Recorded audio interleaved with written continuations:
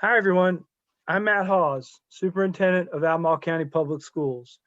I'm really excited to be here today, hosting our podcast for Albemarle County Schools. We're going to make this a regular feature for our webpage, and every podcast will feature guests I've invited to give us a glimpse into their lives and to talk to us a bit about how and why they do what they do for our community. I hope it'll be interesting to our listeners, and I know we'll learn something from every conversation. So thank you for joining us. My first guest of our very first podcast ever is Mr. Graham Paige, Chair of the Albemarle County School Board. And instead of introducing him, I'm going to let him introduce himself through the answers to a few questions. Hi, Mr. Page. I'm so glad to have you on today. Hello, Dr. Haas. How are you doing? Oh, I'm doing all right. I'm really looking forward to having a chat with you. Sounds good. All right. Well, first off, tell us a little bit about how you came to be on our school board and the chair of the Albemarle County School Board. Back in 2015, the person who was in the Samuel Miller district seat resigned. And some of the people who were running were either in favor of trying to drop our pre-K program or either not use computers in our schools. And both of these things were pretty much huge warning signs to me that our system probably could end up going downhill.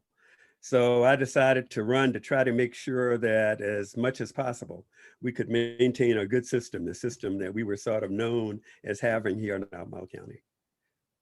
Wow, I know I speak for many people, myself included, when I say that I'm really glad that you ran for the school board. So it sounds like you really have a passion for early childhood education. Where does that come from? I think it comes from the fact that if we don't build the right framework for a child when they are really young, then later on things are probably going to end up being lost. So we have to make sure that we start them off on the right foot. And our pre-K program and other early childhood programs would be the best way to do that. Yeah, I agree, absolutely. And so, tell me a little bit more about your interest in using technology in the classroom and computer technology, especially. When I was a teacher in the county, which was a pretty long time ago, we were really beginning then to use technology. So in my classes, I tried to use the computer to play games like Jeopardy or to either do other things within the classroom. So that was the beginning of it. I really got hooked on computers at that time, and especially hooked on Apple computers. So even though I'm not advertising for Apples, that was sort of a good thing. That's fine. That's good. Um, so, speaking of your background as a teacher, what did you teach, and uh, how did you decide to become a teacher and do this work that you've done for so many years? In high school, one of my favorite subject was science. And so when I went to college, I majored in biology and especially biology education. So after graduating from college, I ended up teaching, being certified in and teaching mostly earth science instead of biology because there was a shortage of earth science teachers. So that's how I ended up really in the sciences and teaching science in schools. Wow, that's really cool. So that was your career, and you were a teacher. What other professions have you thought about? What if you could choose another profession besides the one that you've mastered all these years? What would it be? Well, surprisingly, it would probably be a professional musician. When I see some of the musicians on TV, especially, let's see now, John Batiste that's on the Tonight Show, and a few others, it's just that they are so proficient at their skills and they can just Mhm. really sort of enraptured audience. So if I had not been a teacher, probably being a professional musician would be one thing I'd like to have tried. But that's not saying that, I would have been able to do it. But still, that's one thing I really would have liked to try. Yeah, that would be a great that would be a great profession to have. Right. And if not like a organist or a pianist, a violinist, because when you hear in orchestras or when I hear in orchestras, violins, that's just some really soothing, beautiful music. Mhm. Yeah, and I think you're sort of a maestro right now in your role as the chair. You're the maestro of the music that we make as a school system, as our leader. Um, and not every day is a great day in our field. I mean, we all enjoy working in education, and we know it's a noble cause, and we love to see the results. But some days are really hard. Uh, what inspires or motivates you to keep doing this hard work, especially on the days when it's really hard?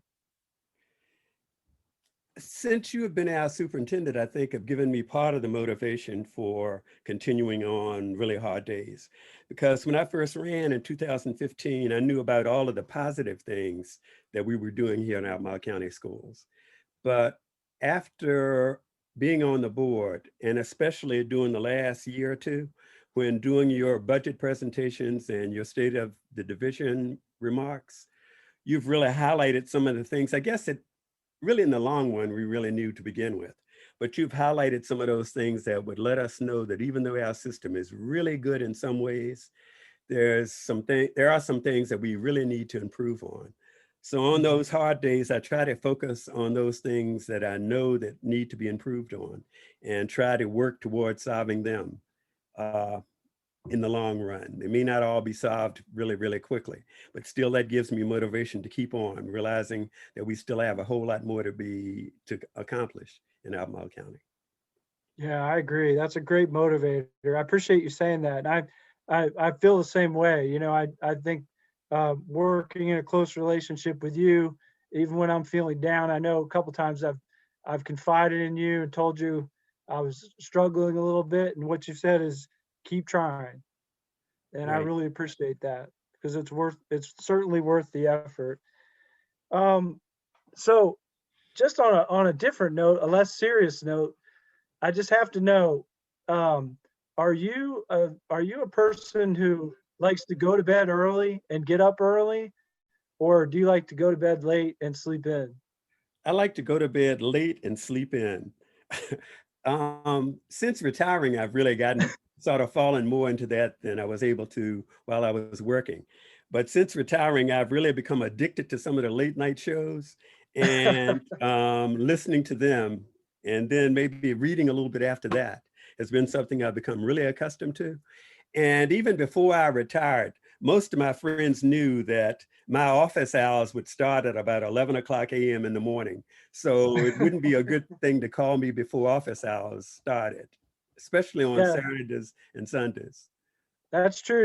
I've tried to call you a few times, but It, no, it's straight it's to not answer that late. service usually. Yeah, it's not that late though. I mean, I it might be 9 o'clock, and I usually get the voicemail, but you always call me back. So, Right. and I know as soon as you set up shop, you're going to make those return calls. Right. As soon as the office opens. Yeah, and it works the other way too. I guess when you're sending an email to me really late at night, I'm not going to see it. Right. So, Right. Until the next morning. that's right. Um, and on another less serious note, I'm just curious these days because I know it can change from time to time. What is your favorite snack? All right, my favorite snack right now would be Lay's Old Bay seasoned potato chips. I was in the grocery store and somebody walked by and said to me that they had become addicted to them and how good they were. And just sort of on, I guess, sort of on a whim, I picked up a bag and boy, did those things hit the spot. That Old Bay seasoning was out of sight. So I've really become addicted to those potato chips. Wow. Well, so I hope someone from Lay's potato chips hears this and sends you a year's supply of Old Bay Right, and seasoned then referring back to potatoes. an earlier question, even Apple computers too. So either Yes, Apple or Old Bay, if either one is listening and would like to donate to the cause, yeah, you could get a new I'm open. iPhone. Right, that would be good. Well, as our podcast time is starting to draw to a close, I have one more thing that I'm really curious about because you've accomplished so much during your time, and you're very unique to Albemarle County Schools as the school board chair because you were born and raised and grew up in the county, and you went to school in the county and in the city, and you've just been so much a part of education, and you're just such a strong educational leader. I would ask you though, what is one accomplishment when you think of all the accomplishments you've had that you've had during your lifetime? What would you say makes you the most proud?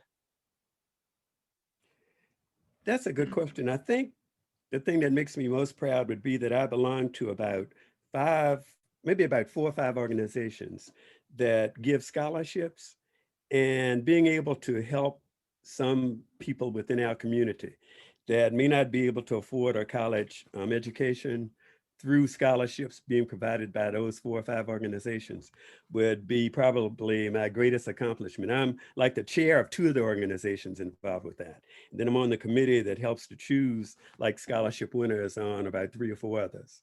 So just my work in providing scholarships for our students within Albemarle County would be one of my greatest accomplishments. Wow, that says a lot. Always giving back, always contributing to the community.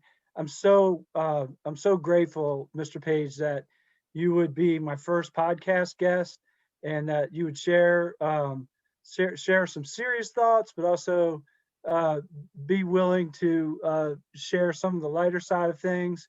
Um, I've really enjoyed these few minutes of time with you to talk about you and what makes you unique, and why you're so special as a leader in our community.